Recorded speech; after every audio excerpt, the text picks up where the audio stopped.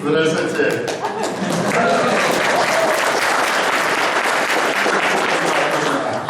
Но я не буду говорить по-русски, потому что я не говорю так хорошо по-русски. Я буду говорить по-английски. Okay, so this talk, so forgive me for my English. This talk wants to be a big picture talk about, so it's a very big picture talk, it's not going into the details, about how I think across the years things assemble together to form a powerful data processing environment. And that's not only one package. And so this talk is not only going to be about code and algorithms, but also about projects and people, because I think that really matters.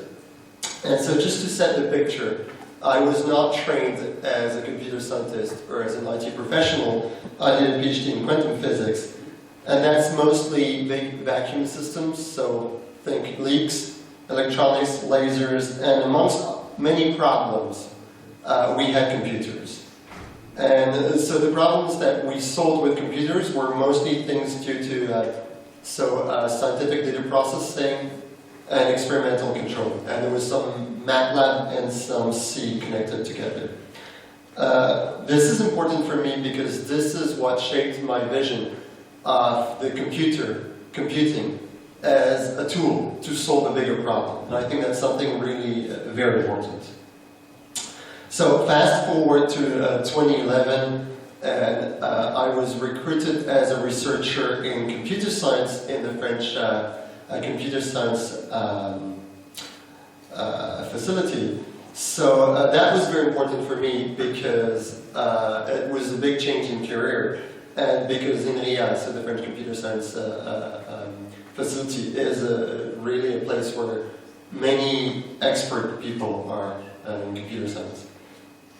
And so today I have a growing team that's working on data science problems that I'll mention a bit, and I'm very happy to be able to hire more and more very good people like Olivier Grézel and other people that work with me on these problems.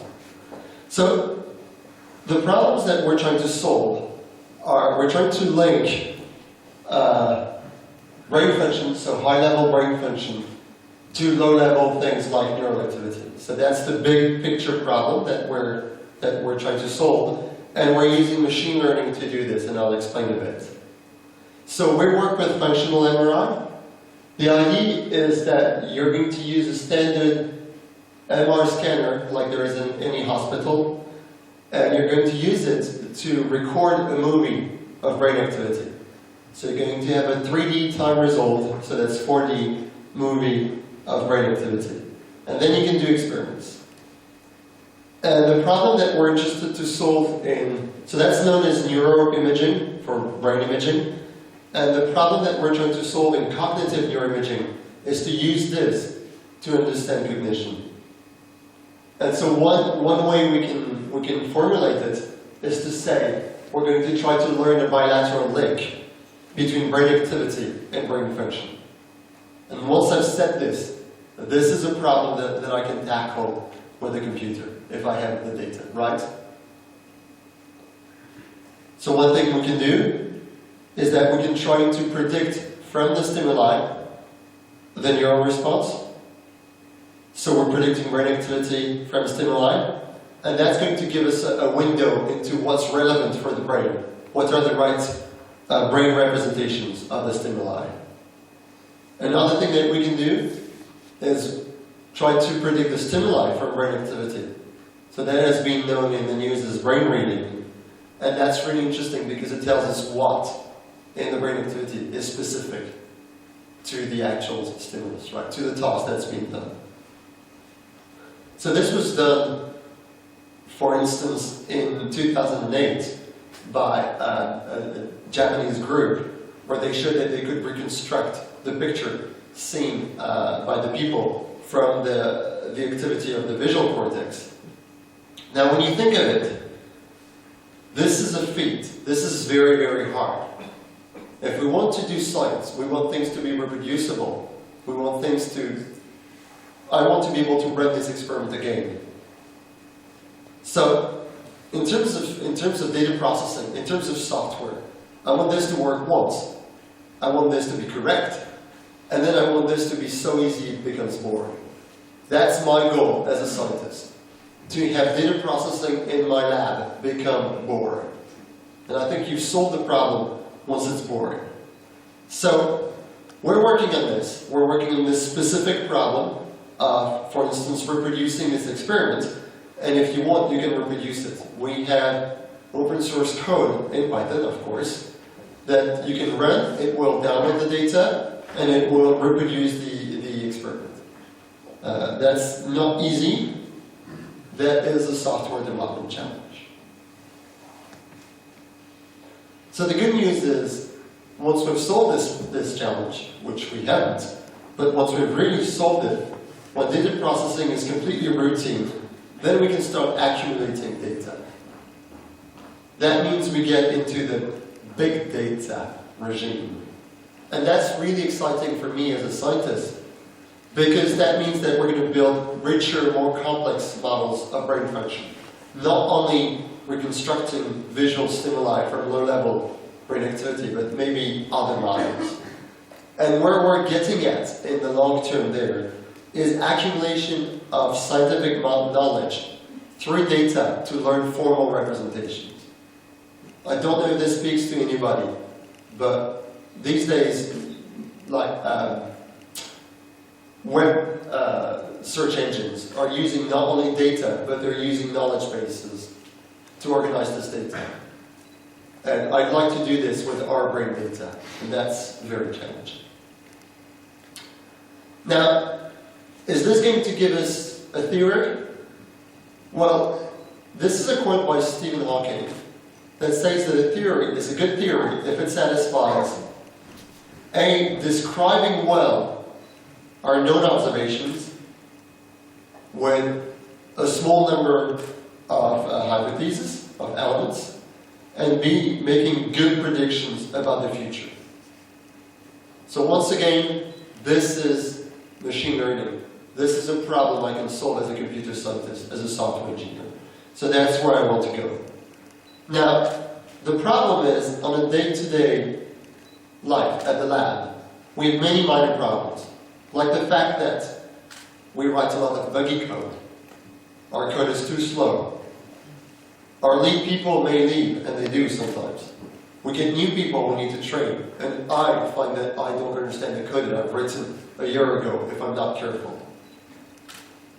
So in a sense, I'm in a research lab, but my lab is no different from any startup. We have difficulties, like recruitment, the fact that we have limited resources, both for people and for hardware. We have risks, the famous bus factor, so how many people in your team does it take to get killed by the bus for nobody to understand the code base anymore? That's not a joke, it's important. And you want that bus factor to be as high as possible. You want to worry about technical debt. I want to worry about technical debt. If I code things too fast, then they become cost, not gain. So we're really not different from any startup. And our goal in my lab, and I'd say our goal in modern science should be to make better data processing with a tight budget, because everybody has a tight budget, right? So that's what I want to talk about in my talk. So this talk is about data processing. We could call it data science these days if we wanted to be trendy. So data processing is everywhere, because data is everywhere. You're doing marketing. Well, these days you work on e-commerce databases and you mine them. You're doing security.